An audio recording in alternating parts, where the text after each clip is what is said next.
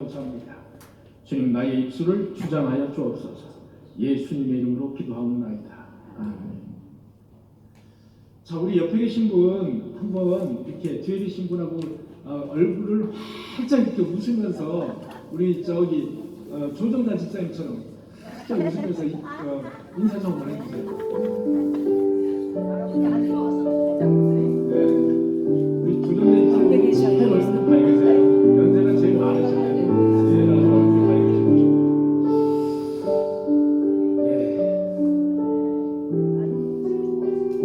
추수감사절은 어디에서 왔을까요? 추수감사절은 우리나라 고유의 명절일까요? 아닙니다. 추수감사절은 미국에서 왔습니다. 자, 그러면 우리가 추수감사 이 주일 추수감사절을 지키고 추수감사 주일 예배를 드리는데 도대체 추수감사라는 그 속에 무엇이 들어있는지 오늘 그것을 여러분과 함께 말씀을 나누고 사는 거예요. 추수감사. 여러분 시편 136편에서 136편 1절에서 26절 여러분 읽었죠? 서로 다 하나님께 감사하라. 인자하신 하나님께 감사하라. 인자함이 영원하시고 이렇게 26번이나 쫙 이렇게 나오고 있어요. 여러분 추수감사는 감사입니다. 감사에 대한 그런 예배고 감사에 대한 그런 찬양이에요.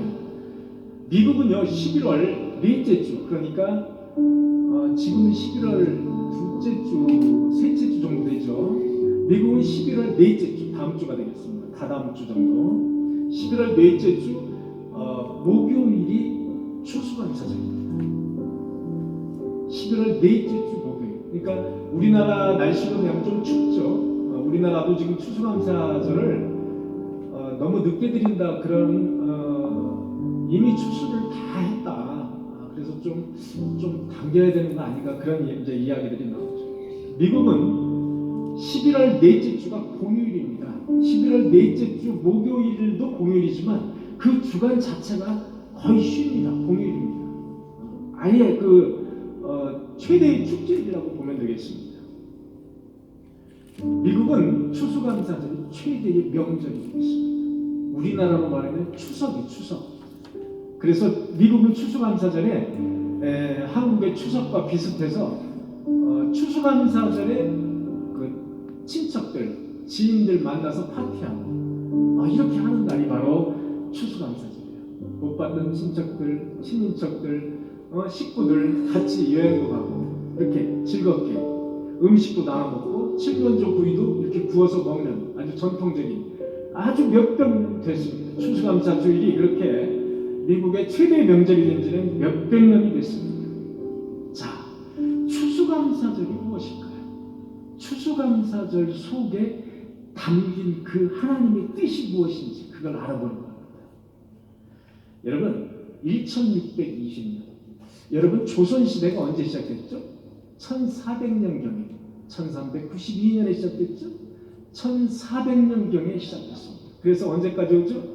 조선 600년이라고 해서 1900년대까지 오죠. 1900년대 초기, 그때까지 조선시대가 되겠습니다.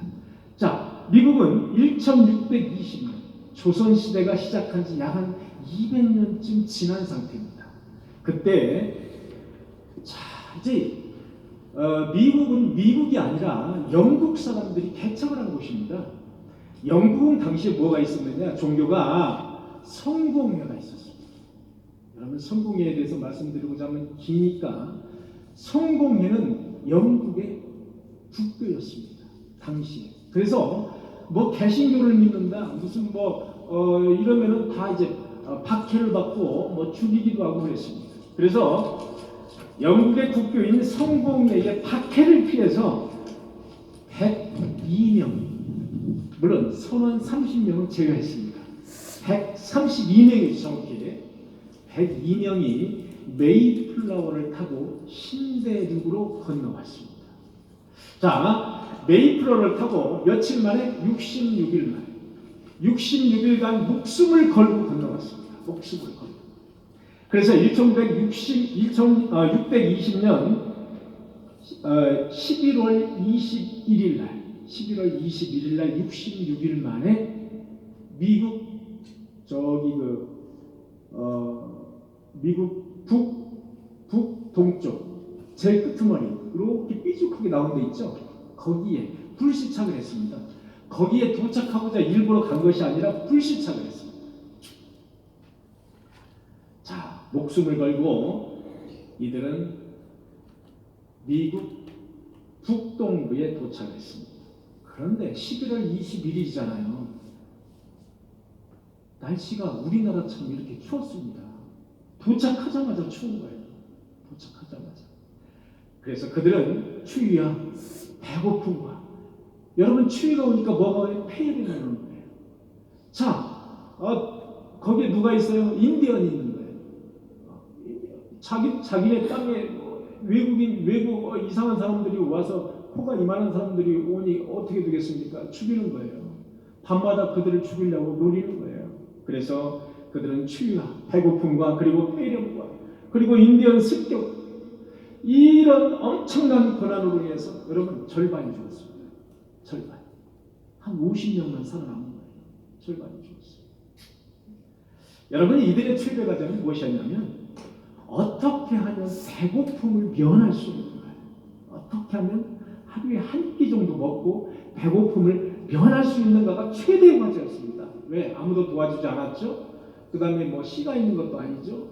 뭐가 풍족한 것이 아니에요. 그 땅에 가면은 뭐가 좀 제대로 뭐가 좀 이렇게 잘 먹고 잘 살 줄 알았는데 그게 아닌 거예요. 오자마자 너무나도 배고픈 거예요. 그래서 50명 중에 약 50%가 어린아이들이었습니다. 어린아이가 주로 살아남았고 어른들이 거의 다 죽었다. 그렇게 보면 되겠습니다. 여러분 당시에 이들을 가리켜서 우리는 필그림 파더, 쉽게 해서 순례자의 조상들이다. 필그림 파더들이라고 이야기를 합니다. 거기에 지도자는 윌리엄 브래드포드라는 사람이었습니다. 윌리엄 브래드포드. 그들은 도착하자마자 고향의 풍습에 따라서 고향에서는 어떻게 했느냐? 공동 경작을 했습니다. 공동 생산을 했고 공동 생활을 했습니다. 이것이 당시에 그들의 생활 풍습이었어요.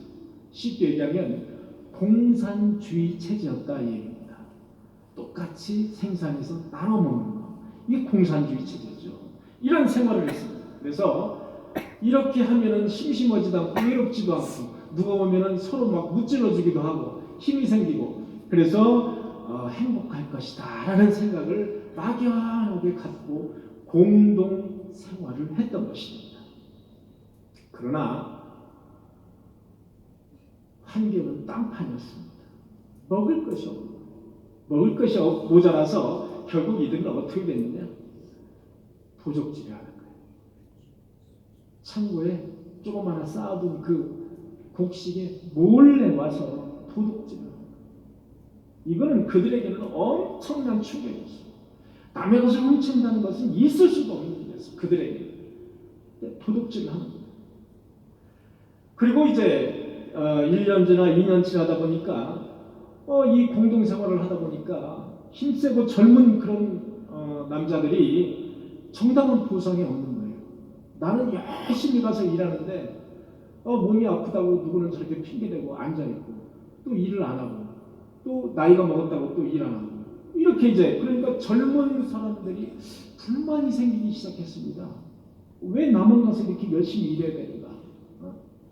남들을 위해서 일하는 것에 대해서 반기를 들기 시작했어요. 내가 왜 남들을 위해서 이렇게 열심히 일해야 돼? 나도 일한 만큼의 보상이 있어야 될 거 아닌가?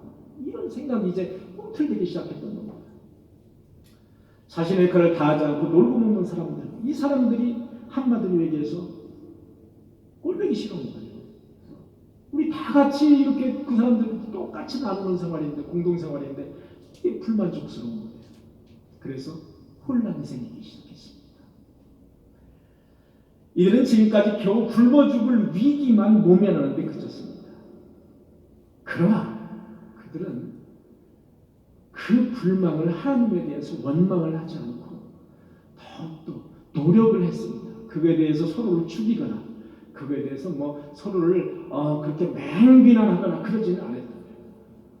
자, 그러자 1년 지나 2년 지나 이제 3년차가 됐습니다. 3년째 1623년이 되겠습니다. 자, 지도자 블래드포드는 실험을 했습니다. 그들에게 실험을 했어요.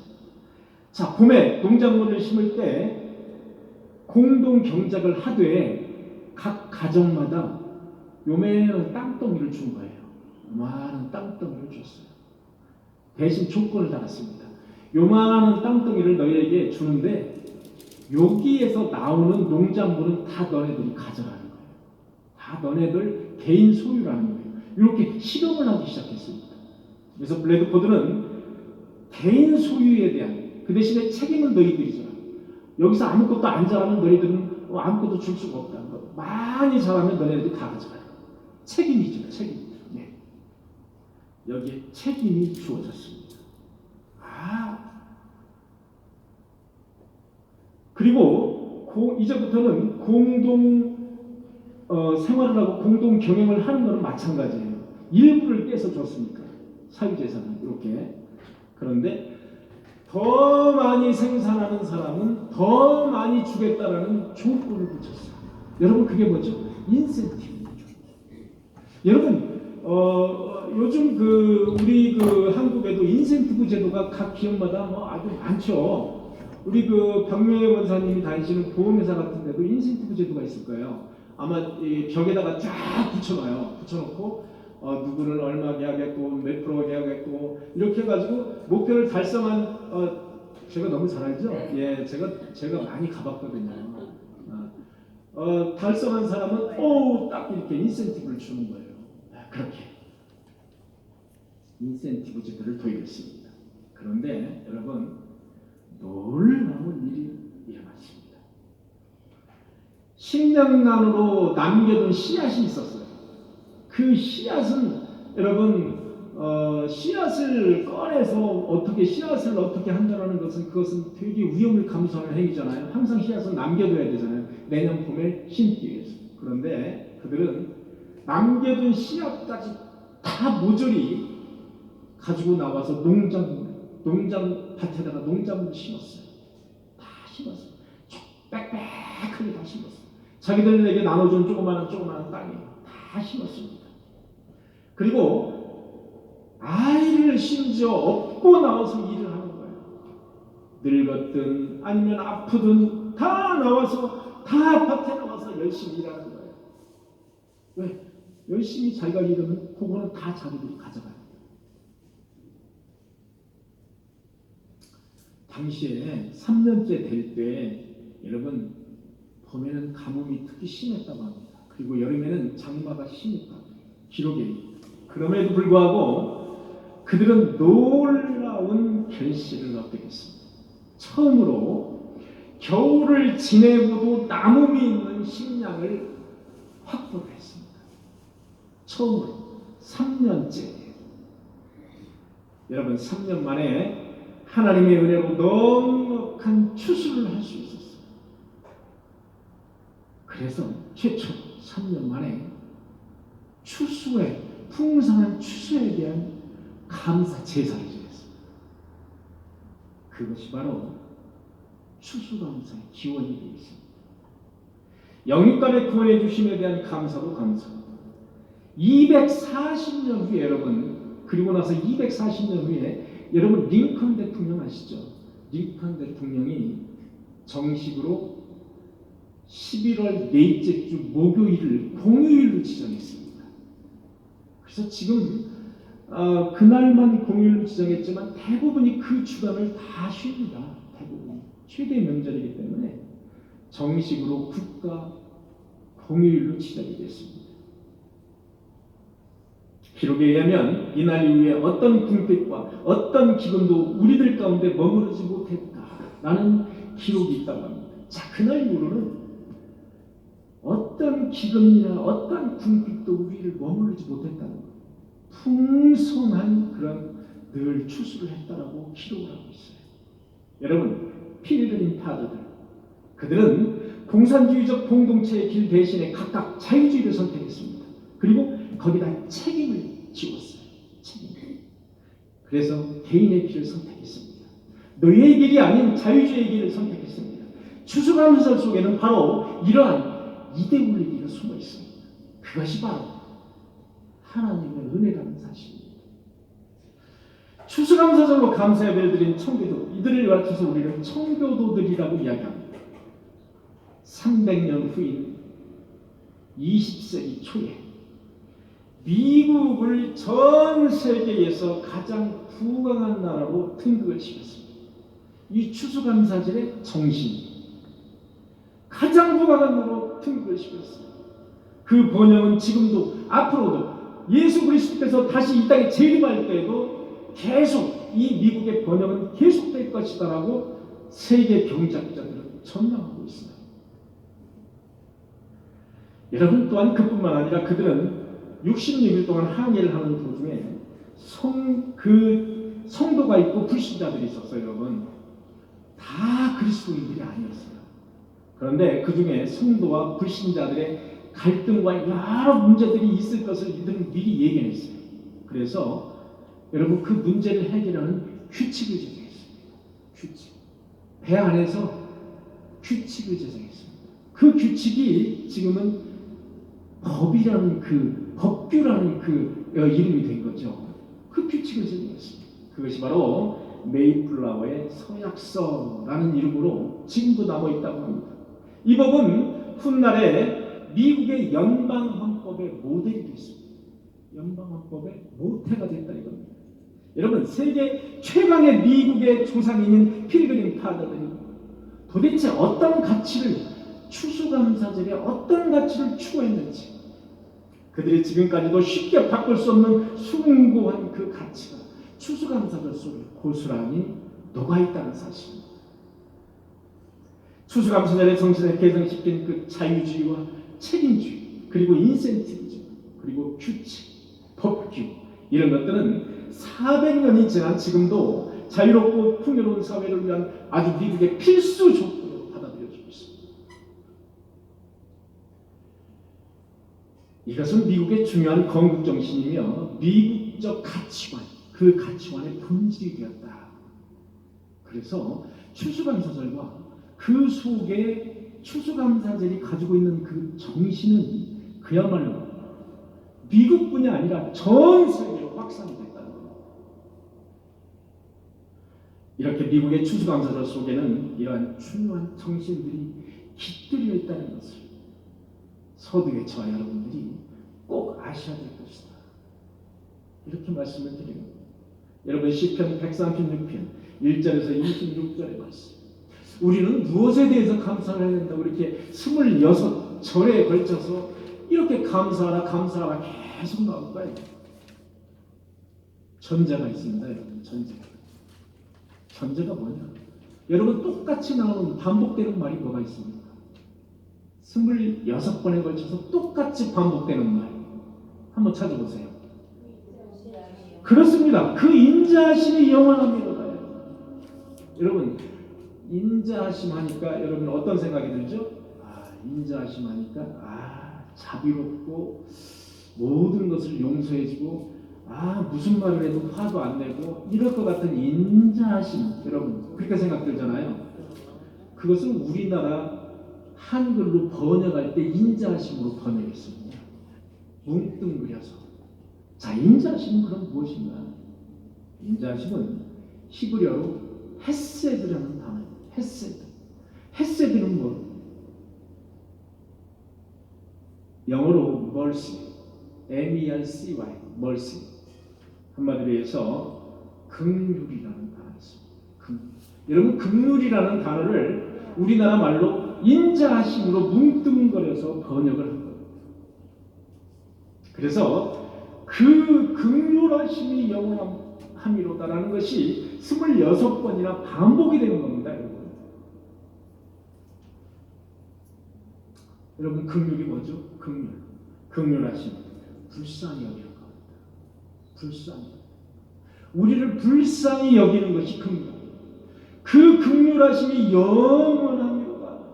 이렇게 시편 기자는 계속해서 26번씩이나 반복해서 우리를 긍휼히 여기심을, 그것이 바로 영원함이로다라고 그것을 찬양하는 거예요.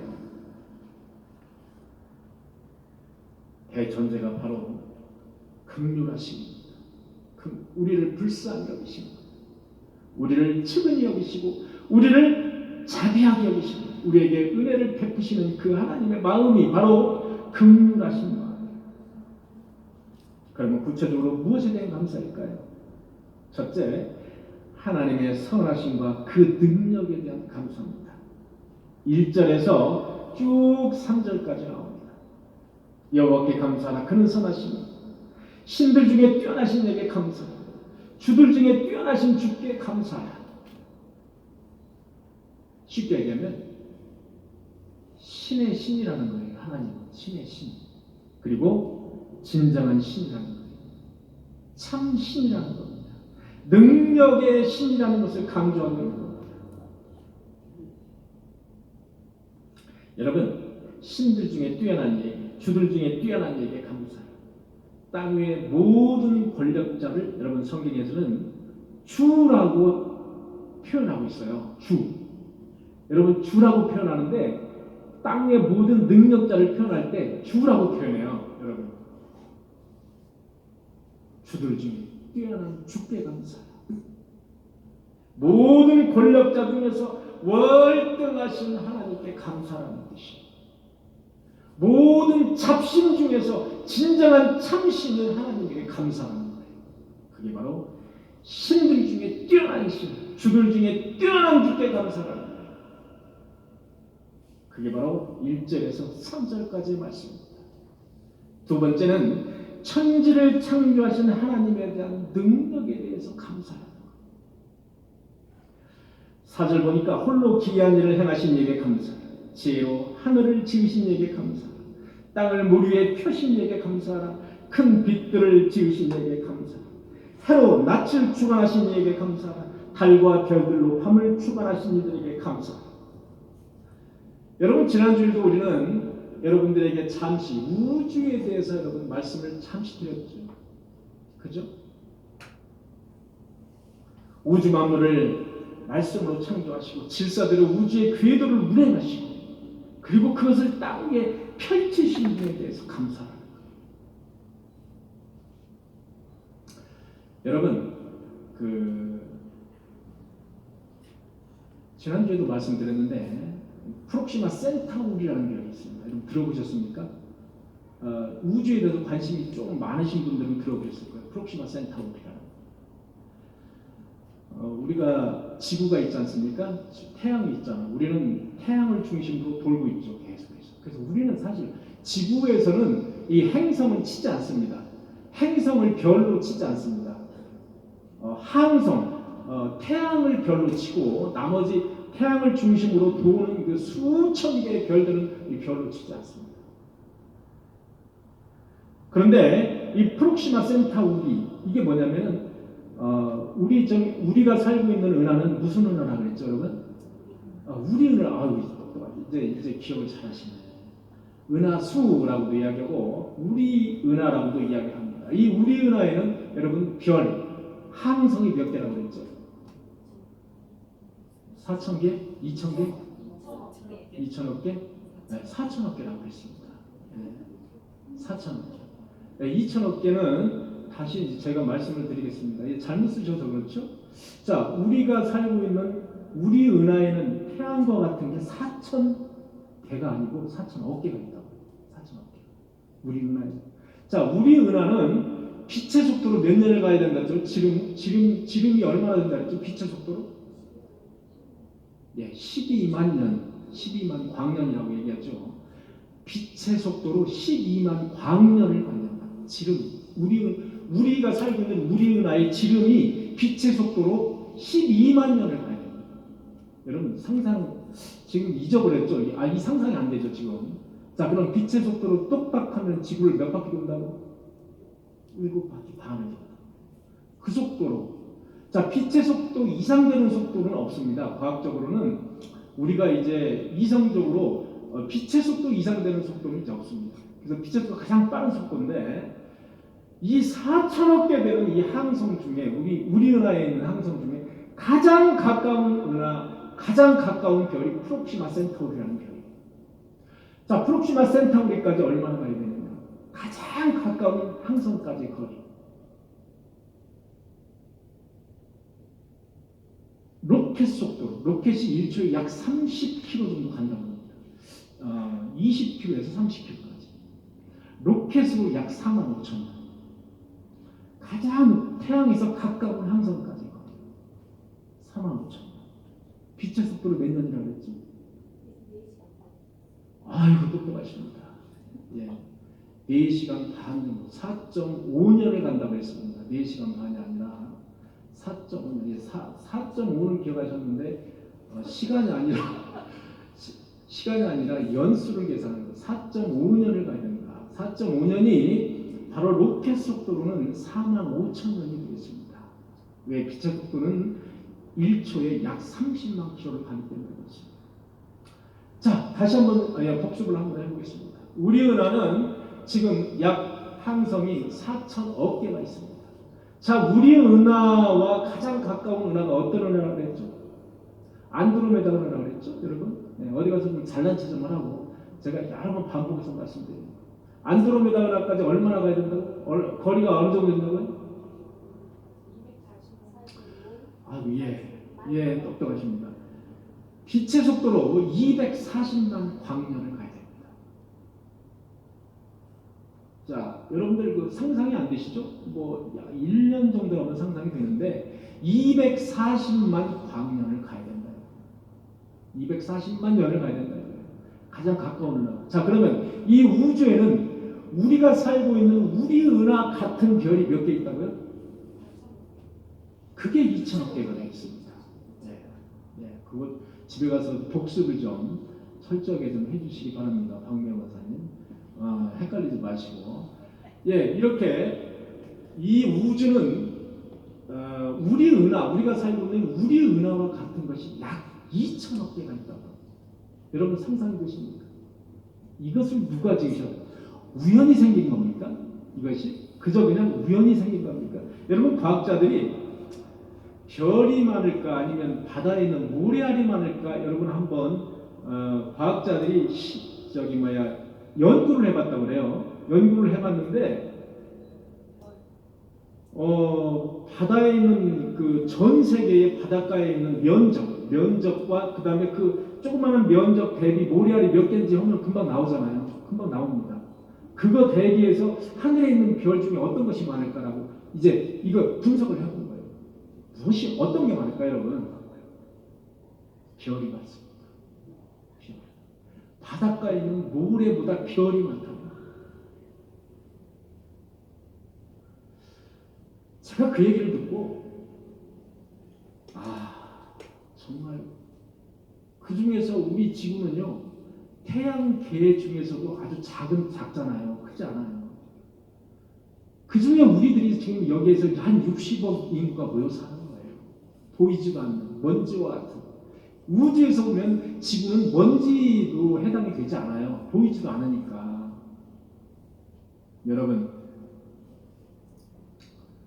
지혜로 하늘을 지으시고 그리고 땅 위에 물을 펴시고 땅을 그 물 위에 펴시고 그 다음에 큰 빛들을 지으시고 그리고 해로 낯을 주관하게 하시고 달과 저 밤하늘의 별들을 창조하시고 지으시고 섭리하시고 이게 도대체 누가 하시는 일입니까? 이게 조금이라도 오차가 있으면 어떻게 될까요?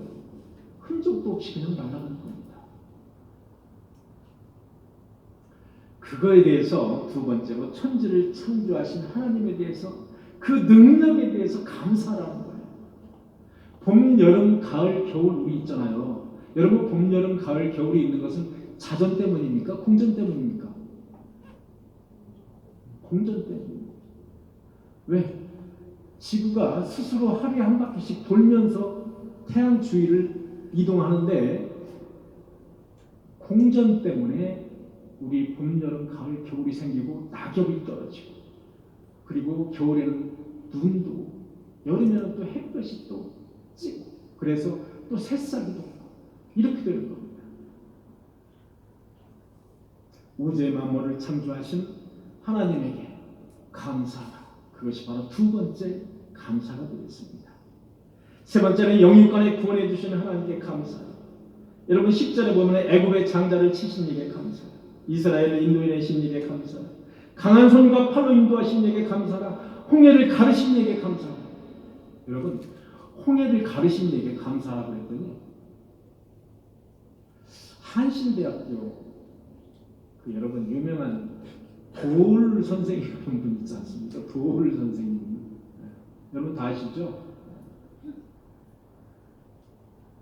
그분은 그렇게 말씀하시더라고요. 그런 분이 한신대학교 석좌교수 계시다는 것은 제가 아무리 생각해도 참 여러분 한신대학교는 기장입니다. 기장.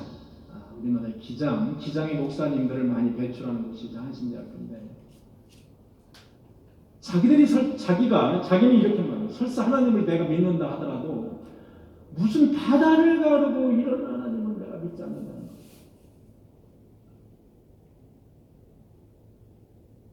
예수님을 믿는 예수가 하나님이라는 남입니다. 이런 분이 우리나라의 한신대학교에서 강좌를 최근까지도 하시더라고요.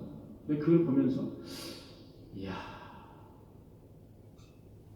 이게 도대체 그러면 신학교가 왜 필요할까? 이스라엘 가서 성부 하나님 망상 믿도록 그렇게 해야지. 제가 참 그분의 강의나 설교를 이렇게 들으면서 너무나도 깜짝깜짝 놀라는 경우가 있어요. 여기 보면은 지금 그렇게 되어 있습니다. 여러분 홍해를 가르신 일에 감사합니다. 홍해를 가르는 일은 불가능한 일을 가능케 하는 거예요. 여러분 쪼갠다, 가르다라는 뜻은 가자르라는 그 히브리어를 썼어요. 여러분 가자르 홍해를 가른다 할 때 가른다 할 때 히브리어를 가자르라는 단어를 썼는데요. 이 가자르라는 뜻은 뭐냐면 가를 수 없는 물체를 두 개로 가르는 것을 바로 가자르라는 뜻입니다. 히브리어로 바닷물을 가른다. 그 나누는 그 주체가 모세가 아니라는 거예요, 여러분. 바닷물을 가르는 주체가 모세가 아니라는 거예요. 가르는 주체가 하나님만 할 수 있는 일. 그래서 인간의 그 머리로는 이해가 안 되는 거예요. 인간 머리로는 이해가 안 돼요. 이해가 안 되는 것을 믿는 것이 믿음이에요, 여러분.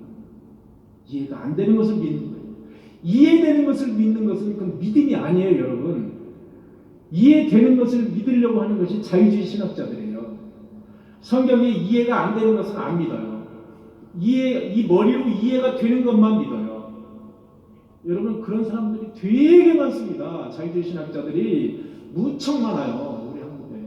대표적으로 바로 기장입니다. 기장이 우리 정통 신학 중에서는 대표적인 자유주의 신학이에요. 그쪽. 물론 거기에 나오신 목사님들이 다 그렇다는 얘기 아니에요.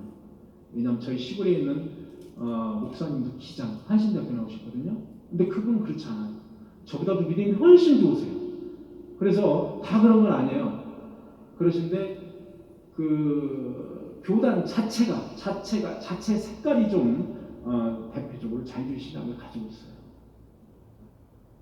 우리는 그것을 상당히 경계를 해야 되는 겁니다. 네 번째로는 하나님의 은총에 대한 감사예요. 하나님의 은총은 뭐냐? 하나님의 일반 은총을 이야기하는 거예요. 23절을 보니까 우리를 비천한 가운데서도 기억해 주신 얘기 감사해요. 우리 대적에게서 건지신 얘기 감사해요. 25절 보니까 모든 육체에게 먹을 것을 주신 얘기 감사라는 거예요. 여러분 모든 육체예요. 여러분 육체는 사람만 육체가 아니에요. 날아다니는 새도 육체가 있고요. 사슴도 육체고 호랑이도 육체예요. 여러분 물고기도 육체입니다. 모든 육체에게 먹을 것을 제공하신 이에게 감사하는 거예요.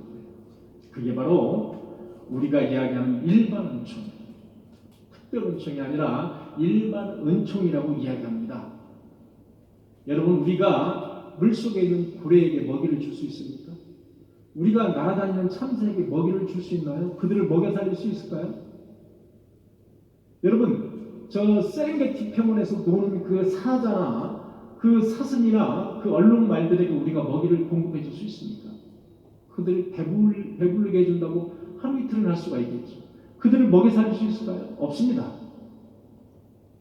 하나님은 바로 모든 생명체, 모든 육체에게 먹을 것을 주신다는 거예요. 그게 바로 일반 은총입니다. 모든 생명체에게 햇빛을 주시는 것 똑같은 거예요. 모든 생명체에게 산소를 공급해 주시는 것과 똑같은 거예요. 그게 바로 일반 은총이라고 우리는 이야기합니다. 그 일반 은총에 대해서 감사하는 거예요.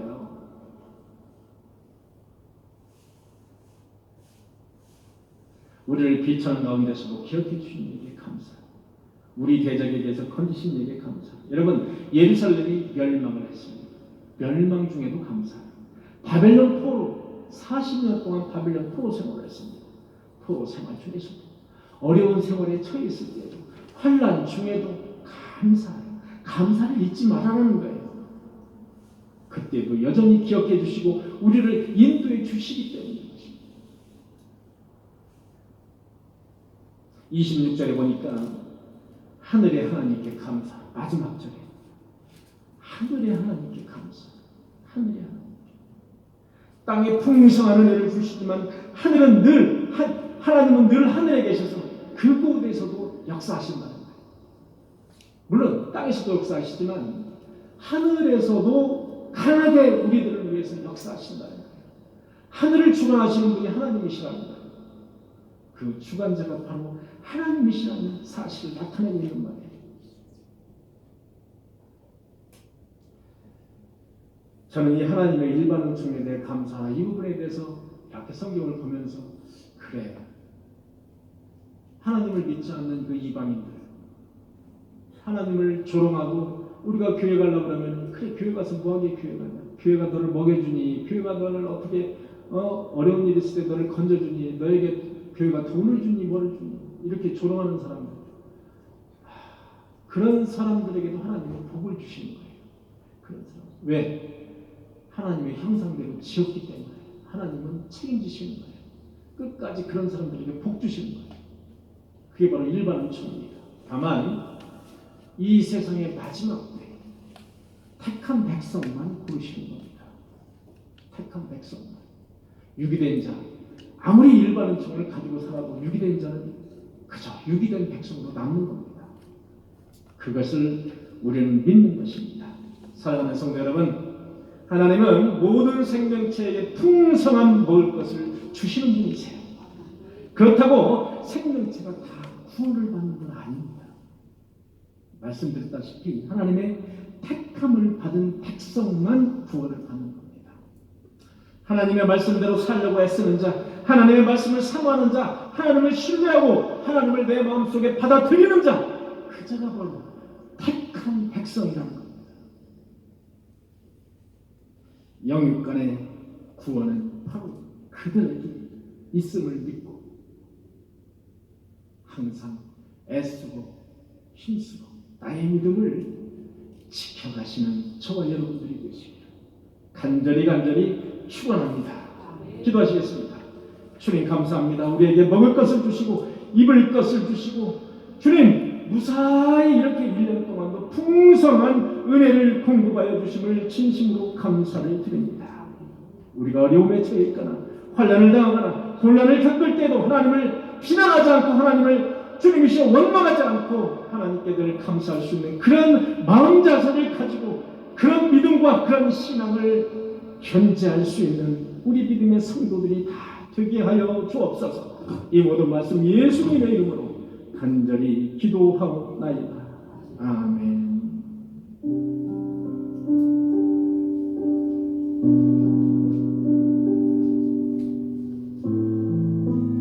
이 시간에는 치유의 기도 시간입니다. 여러분 몸과 마음을 치유하는 치유의